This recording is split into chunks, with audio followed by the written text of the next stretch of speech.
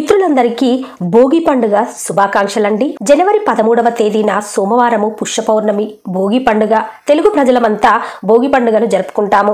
ఆరుద్ర నక్షత్రంలో భోగి పండుగ సోమవారం రావడం వల్ల ఈ పరమ పవిత్రమైన రోజున భక్తులందరూ శివుడు, పార్వతి, విష్ణుమూర్తి, లక్ష్మీదేవిని ఆరాధించాలి. ఈ పుష్య పూర్ణిమ 2025 జనవరి 13వ తారీఖు సోమవారం ఉదయం 4:32 ప్రారంభమై జనవరి 14 తెల్లవారుజామున 3:41 ముగుస్తుందండి. జనవరి 13 భోగి పండుగ చాలా ప్రత్యేకమైనదండి. ఎందుకంటే పుష్య పౌర్ణమి సోమవారము, శివుడు జన్మించిన ఆరుద్ర నక్షత్రం రావడము, ఆ రోజు మహాకుంభమేళ ప్రారంభం అయ్యే రోజు. ఇలా భోగి, పౌర్ణమి, సోమవారము, ఆరుద్ర నక్షత్రము, మహాకుంభమేళ ఇలా చాలా అరుదుగా వచ్చేటువంటి సందర్భము మరియు ముహూర్తమండి. తిది, వార, నక్షత్ర, ముహూర్త, యోగ కరణాలనేటువంటివి మనిషి జీవితాన్ని ఉద్ధరిస్తాయని జ్యోతిష శాస్త్రం చెప్తున్నది. మనిషి జీవితాన్ని మార్చుకోవడానికి భగవంతుడు కొన్ని గొప్పనైన ముహూర్తాలు సృష్టిస్తాడండి. ఆ గొప్పనైన ముహూర్తాలలో ఈ ముహూర్తం ఒకటని చెప్పవచ్చు. ఎలాంటి జాతకమైనా ఒక మంచి జాతకంగా మార్చుకోగల అవకాశం కలిగిన పవిత్రమైన రోజు భోగి పండుగ సోమవారం రోజున. కటిక దరిద్రుడు కూడా ఈ అద్భుతమైన రోజున శివాలయానికి వెళ్లి ఆ శివయ్యకు ప్రదోషకాలంలో అభిషేకం చేస్తే అపర కుబేరుడవుతాడు అనడంలో ఏమాత్రం సందేహం లేదండి. నమ్మకంతో భగవంతుడు ఉన్నాడు, సూర్యచంద్రులు ఎలా కనబడుతున్నారో అలాగే కనబడని ఆ దైవం ప్రకృతిలో సంచారం చేస్తున్నారు, మనల్ని కాపాడుతున్నాడు అనే నమ్మకంతో శివుణ్ణి ఆరాధన చేస్తే తప్పక ధర్మ మార్గంలో మనం అనుకున్న కోరికలు నెరవేరుతాయని చెప్పడంలో ఎలాంటి సందేహం లేదండి. ఉద్యోగం లేనటువంటి వారు, వివాహం కాని వారు, సంతానం లేనటువంటి వారు, ఇంకా వారి వారి మనస్సుల్లో ధర్మబద్ధమైన ఎలాంటి కోరిక ఉన్నవారైనా శివయ్యకు పూజ చేసుకోవచ్చు.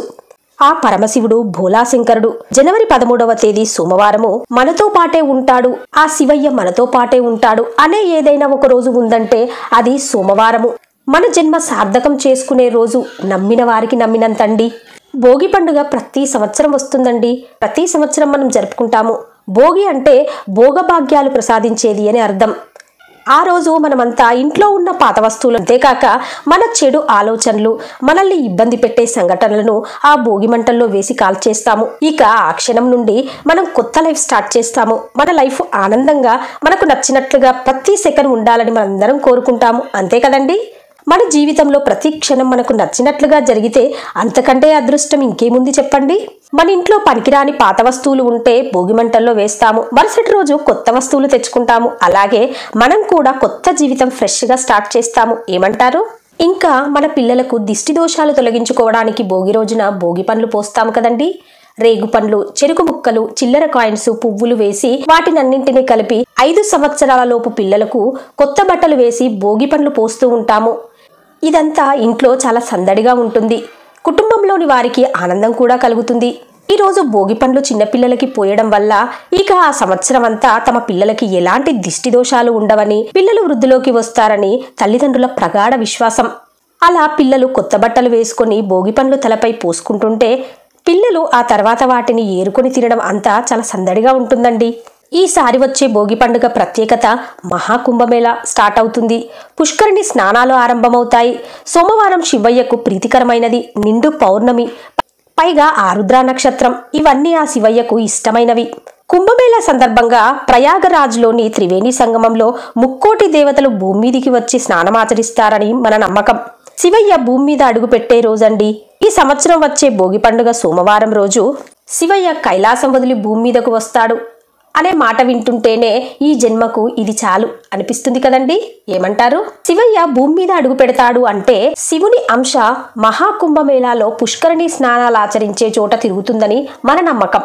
ఆ పుష్కరిణిలో స్నానమాచరించడం వల్ల మన పాపాలను, సర్వ రోగాలను పోగొట్టుకోవచ్చని మన పెద్దలు చెప్తూ ఉంటారు. -డిగ్రీలో కూడా లాస్ట్ టైం కుంభమేళాలో 20 కోట్ల వరకు ప్రజలు, భక్తులు వచ్చారట. ఇప్పుడు జరిగే కుంభమేళాలో దాదాపు 40 లక్షల మంది భక్తులు స్నానమాచరిస్తారని అంచనాలు. అంటే మన హిందూ సాంప్రదాయంలో ప్రజల భోగి రోజు భోగభాగ్యాలు కలగజేయడానికి ఆ శివయ్య మన దగ్గరకు వస్తాడంటే మనం ఆ శివయ్యకు అభిషేకం చేసుకుంటే ఎంత పుణ్యమో చెప్పడానికి నాకు మాటలు రావడం లేదండి. కేవలం ఈ రోజు ఆ శివయ్యకు శివాలయానికి వెళ్ళి చెంబడు నీళ్లతో అభిషేకం చేసినా చాలు, మన జన్మ ధన్యమే మరి. అవును కదండి. పౌర్ణమి, సోమవారము, ఆరుద్ర నక్షత్రం కలిసి వచ్చిన ఈ రోజున శివయ్యకు అభిషేకం చేశాక ఆ నీటిని శిరస్సుపై చల్లుకొని తీర్థంలా తాగితే ఆయురారోగ్యాలు కలుగుతాయని చెప్పడంలో ఎలాంటి సందేహం లేదు. అంత విశేషమైన రోజు మరి. శివుని జన్మ నక్షత్రం ఆరుద్ర నక్షత్రం, సోమవారం, మహాకుంభమేళ, పౌర్ణమి ఇన్ని విధాలుగా కలిసి రావడం మళ్ళీ జరిగేదెప్పుడో మరి. భవిష్య అప్పటికి మనం ఉంటామో లేదో. ఇలాంటి ముహూర్తం 1940లో ఒకసారి వచ్చిందటండి. కానీ పౌర్ణమి గడియలు ఇన్ని గంటలు లేవట. ఇలాంటి ముహూర్తము 110 సంవత్సరాల క్రితం వచ్చిందని వేద పండితుల అంచనాలు. మళ్ళీ ఇలాంటి రోజు 2050లో వస్తుందని పెద్దలు చెప్తున్నారు. రేపటి రోజు ఎలా ఉంటుందో చూస్తామో చూడమో అనేటువంటి రోజులు మరి. అందుకే ఇంతటి అద్భుతమైన రోజు మనందరం వినియోగించుకొని ఆ శివయ్యకు అభిషేకం చేసి ఆ శివయ్య కృపకు పాత్రలమవుదామండి. సోమవారము భోగి రోజున ఆ శివయ్యకు అన్నాభిషేకం చేయడం వల్ల సకల పాపాలు తొలుగుతాయట. అన్నదానం చేయడం, అవసరమున్న వారికి పెన్నులు పుస్తకాలు పంచడం చాలా మంచిది. తిది వార నక్షత్ర యోగ కరణాలు కలిసొచ్చిన అత్యద్భుతమైన రోజండి. మరీ చెప్తున్నాను, ఆ శివయ్యకు ఆరాధన చేసి అందరము ఆ శివయ్య కృపకు పాత్రలమవుదాము. ఒక్క శివరాత్రి రోజున అభిషేకం చేసినా చాలు, మన జన్మ ధన్యమవుతుంది అనుకుంటాము. అలాంటి ఈ రోజున శివయ్యకు అభిషేకం చేస్తే 1000 శివరాత్రులు ఆ శివయ్యకు అభిషేకం చేసిన ఫలితం కలుగుతుందట. ఎవరి జీవితంలోనూ 1000 శివరాత్రులు శివయ్యకు అభిషేకం చేసే ఛాన్స్ ఉండదు. మరి అలాంటి ఛాన్స్ వచ్చిన ఈ సోమవారము భోగి రోజున ఆ శివయ్యకు అభిషేకం చేసి అలాంటి 1000 శివరాత్రులు అభిషేకం చేసిన పుణ్య ఫలితం మనందరం పొందుదాము. ఈసారి వచ్చే భోగి సామాన్యమైనది కాదండోయ్.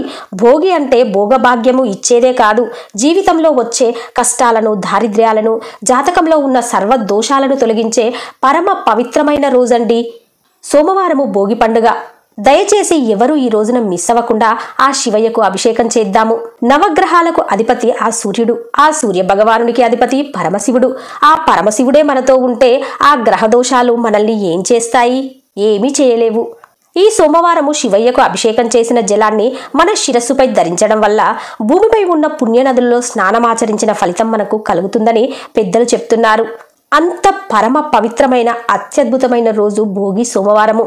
మేము అభిషేకం చేయలేమండి అనుకునే వాళ్ళు కేవలం శివాలయానికి వెళ్ళి ఆ శివయ్య ఓం నమ శివాయ అనే మంత్రం మనసులో నామస్మరణ చేసుకున్నంతనే మన జన్మ ధన్యమవుతుంది. కలియుగంలో నామస్మరణకు మించిన మార్గం మరొకటి లేదండి. కేవలం నామస్మరణతో ముక్తిని పొందవచ్చని పెద్దలు చెప్తుంటారు. భోగి సోమవారం రోజున శివారాధన చేయడం వల్ల దుర్గాదేవి అనుగ్రహం కలుగుతుంది, లక్ష్మీదేవి అనుగ్రహం కలుగుతుంది, విష్ణుమూర్తి అనుగ్రహం కలుగుతుంది, చంద్రుని అనుగ్రహం కూడా కలుగుతుంది. సోమవారము పౌర్ణమి రోజు కాబట్టి మానసికమైన రుగ్మతలన్నీ తొలగిపోతాయి, ప్రశాంతత కలుగుతుంది. ఇంతమంది దేవతల అనుగ్రహం కొరకు ఒక్క శివయ్యకు ఆరాధన చేస్తే చాలండి. ఆయనలోనే అందరూ ఉన్నారు. ఆరుద్ర నక్షత్రానికి అధిపతి రాహువు కావున రాహువుకు సంబంధించిన ధాన్యము మినుములు.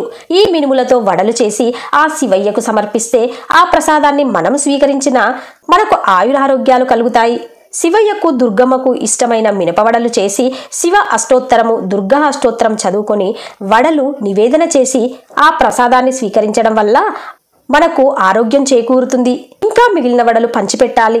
ఇక చూడండి, చక్కగా ఆ పార్వతీ పరమేశ్వరులు, విష్ణుమూర్తి, లక్ష్మీదేవి మన ఇంటిలో తిష్ట వేసుకొని కూర్చుంటారండి. నిండు పౌర్ణమి, పూర్ణచంద్రుడు. ఈ రోజు ప్రపంచమంతా ఈశ్వరుడే నిండి ఉంటాడు. ప్రపంచంలోని ప్రతి జీవిలో ఈశ్వరుడే ఉన్నాడని మన నమ్మకం. సోమవారము భోగి పండుగ రోజు ప్రదోషకాలంలో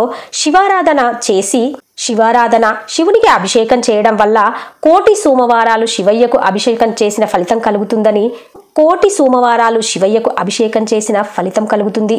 దీనినే శివ ముక్కోటి అంటారని మన పెద్దలు చెప్తున్నారు. మరి ఇంతటి పరమ పవిత్రమైన రోజును మనమందరము సద్వినియోగం చేసుకొని జాతక దోషాలను తొలగించుకొని ఆయురారోగ్యాలతో ఆ శివయ్య కృపకు పాత్రలమవుదామండి. ఏమంటారు? మిత్రులందరికీ మరొక్కసారి భోగి, సంక్రాంతి, కనుమ పండుగ శుభాకాంక్షలు తెలుపుకుంటున్నాను. ఓకే ఫ్రెండ్స్, మీకు కనుక ఈ వీడియో నచ్చినట్లయితే ఒక లైక్ వేసుకోండి, షేర్ చేయండి, ఛానల్ సబ్స్క్రైబ్ చేసుకోండి. అలాగే మరవకుండా బెల్ బటన్ యాక్టివేట్ చేసుకోండి ఫ్రెండ్స్. అప్పుడే నేను చేసే ప్రతి లేటెస్ట్ వీడియో మీ మొబైల్కి నోటిఫికేషన్ రూపంలో చేరుతుంది. ఉంటానండి. Thank you for watching.